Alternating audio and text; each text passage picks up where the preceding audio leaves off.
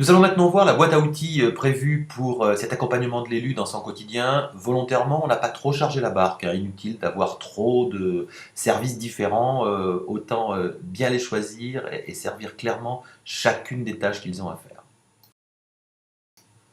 Premier outil vraiment fondamental pour un élu, c'est ce qui va lui permettre d'avoir sa veille. Alors donc pour ça, Google Reader est un outil assez formidable, associé aux alertes de Google. Ça va permettre vraiment de définir par rapport au champ d'activité qu'ils ont, tout ce qui peut les intéresser et tout ce qu'ils veulent observer sur le web, ce qui peut se dire dans les journaux, ce qui peut se dire dans les blogs, ce qui peut se dire dans les forums. Donc une façon d'être clairement au courant de tout ce qui se passe autour d'eux. Alors bien entendu, la tâche sera en deux aspects.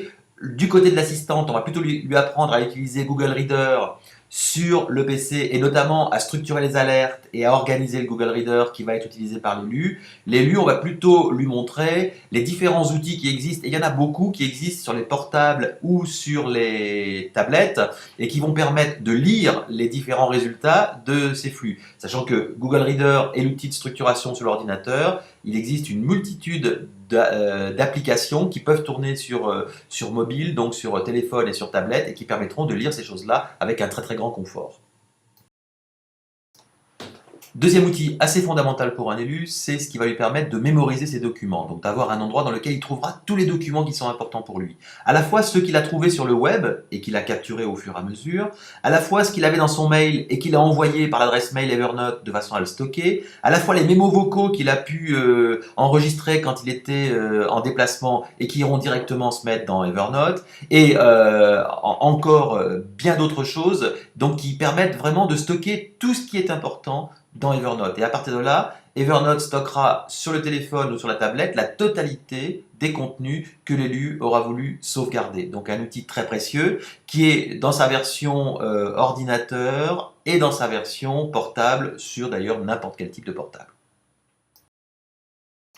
Alors, clé de voûte de l'organisation des fichiers pour un élu, c'est Dropbox. Dropbox a le gros avantage de faire que, à partir d'un seul Dropbox qui est par exemple sur le poste de son assistante, les données, dès qu'elles seront mises par son assistante, seront dupliquées sur son propre ordinateur et sur le Dropbox qui est installé sur son téléphone ou sur sa tablette. Ainsi, tous les fichiers seront tout le temps disponibles à quelque moment que ce soit et toujours dans leur dernière version. Une bonne façon d'éviter d'être pris de court quand on a besoin de retrouver une source ou une information.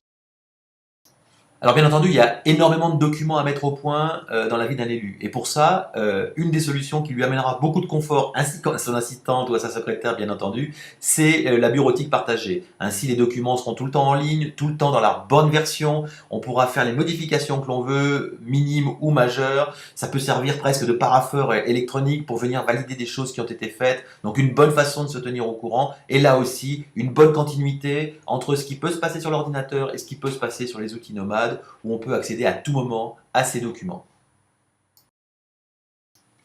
Alors dans le cas de projets complexes, longs, sur lesquels il faut vraiment avoir une mémoire, là on va peut-être, plutôt que d'utiliser une multiplicité de documents dans Google Docs, plutôt prendre le choix de créer un Google Site, donc un wiki entre l'élu et son assistante et éventuellement les 2 ou 3 personnes concernées par le projet, de façon à ce qu'il y ait réellement toute l'histoire du projet, toute l'histoire documentaire du projet qui soit dans ce wiki. Et ainsi, tout le monde pourra voir à tout moment, se référer, le moteur de recherche permettra de retrouver tous les documents, chacun pourra amener les modifications qu'il souhaite, les commentaires qu'il souhaite, joindre les fichiers qui sont utiles. Donc là, vraiment, toute la souplesse qu'il faut pour arriver à gérer au long cours un projet.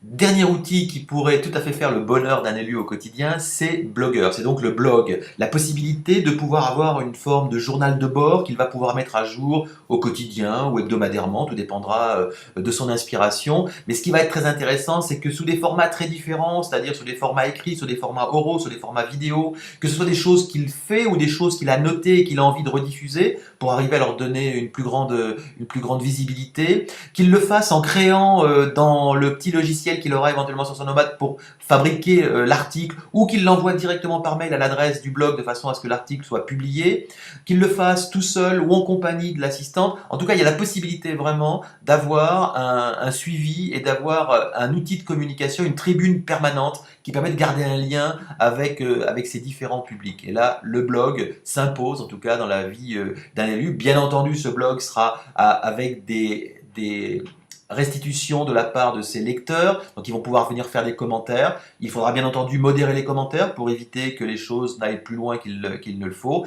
Et donc à ce moment-là, on aura vraiment une vie qui va pouvoir s'instaurer et un dialogue qui va pouvoir s'instaurer entre l'élu et les personnes qui se trouvent sur son territoire.